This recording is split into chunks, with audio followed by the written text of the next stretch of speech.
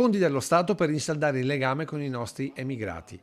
L'annuncio ieri sera a Castelfranco nel corso della prima delle 3 giornate dedicate ai 50 anni dalla fondazione dell'Associazione Trevisani nel Mondo. Favorire il rientro dei discendenti degli emigranti storici per venire a conoscere i luoghi da cui sono partiti i loro nonni, i loro bisnonni, i loro antenati in genere.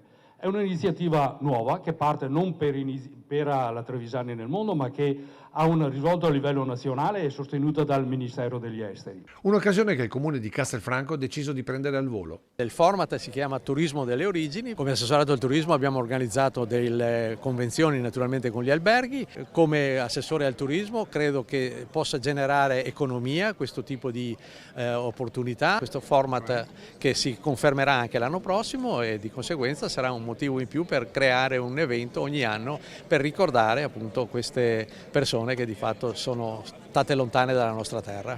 Ed è un piccolo esercito in costante crescita, quello di figli, nipoti e pronipoti dei nostri immigrati che vogliono riscoprire le proprie origini. Sono nata in Australia, sono qui come pare che è originale dell'Italia.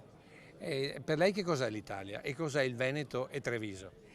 Molto bello, più bello arte che c'è. Io ricordo sempre che sono nate negli ultimi anni 4 nuove sezioni in Brasile e sono sezioni tutte fatte di giovani. Accanto a loro anche chi è partito a catar fortuna. Mi sono andata via con tutta la nostra famiglia dal 1960 e sono nati a Canberra, in Australia. Avevo 2 zii in Australia, 2 fratelli più vecchi e ho detto voglio vedere pure io cosa succede in Australia. Sono partito, ho detto ritorno fra 3 mesi e dopo 60 anni sono ancora lì. E nell'attesa delle cerimonie di domenica in Cansiglio, con la celebrazione della Santa Messa che Antena 3 trasmetterà in diretta a partire dalle 10:30, ieri sera lo spettacolo inaugurale si è aperto con l'inno dei Trevisani.